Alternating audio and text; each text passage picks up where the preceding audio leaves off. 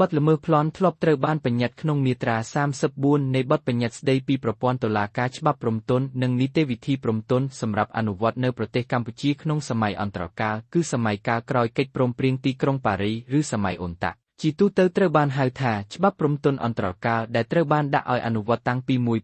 1992មកនិយមន័យនៃបទល្មើសប្លន់ដែលមានចែងក្នុងច្បាប់ព្រំទណ្ឌអន្តរកាលខាងលើបានកំណត់និយមន័យថា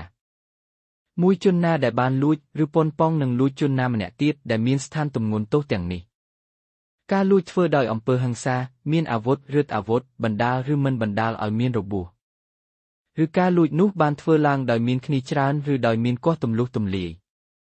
ពីអំពើលួចប្លន់គឺការបន្លំយកទ្រព្យសម្បត្តិអ្នកដទៃក្នុងគោលបំណងយកមកធ្វើជាកម្មសិទ្ធិរបស់ខ្លួន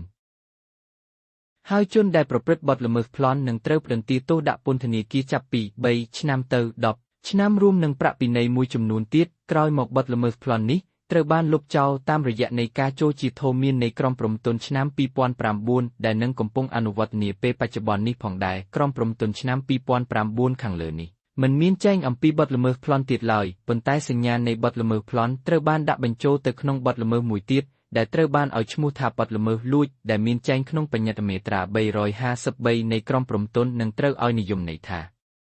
អំពីលួចគឺជាអំពើដកហូតដោយទុច្ចរិតនៅទ្រព្យសម្បត្តិឬវត្ថុផ្សេងទៀតរបស់អ្នកដទៃតាមគ្រប់មធ្យោបាយក្នុងគោលបំណងយកមកធ្វើជាកម្មសិទ្ធិរបស់ខ្លួនដោយឡែកចំពោះកម្រិតទោសដែលត្រូវផ្តន្ទាជនដែលបានប្រព្រឹត្តបទល្មើសលួចត្រូវបានកំណត់និងបែងចែកខុសគ្នាតាមរូបភាពនៃអំពើឬនឹងទំហំផ្អើយសនកម្មផលប៉ះពាល់ដែលកើតចេញពីអំពើលួចនោះដោយត្រូវផ្តន្ទាទោសដាក់ពន្ធនាគារចាប់ពី6ខែទៅដល់30ឆ្នាំរួមនឹងប្រាក់ពិន័យមួយចំនួនទៀតទោសដែលត្រូវផ្តន្ទាសម្រាប់បទល្មើសលួចដែលមានចែងក្នុងក្រមព្រំទណ្ឌត្រូវបានកំណត់និងបែងចែកដូចខាងក្រោមមាត្រា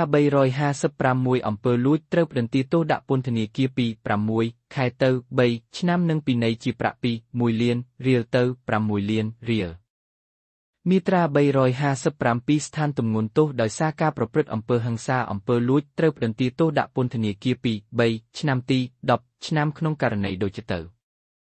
មួយអំពើលួចនេះប្រព្រឹត្តទៅមុនពេលក្នុងពេលឬក្រោយពេលប្រហិង្សាពីអំពើលួចនេះប្រព្រឹត្តដោយការកាប់គាស់ទម្លុះទម្លាយមាត្រា358គឺស្ថានទម្ងន់ទោសដោយសារមានការកាត់អវយវៈឬពិការភាព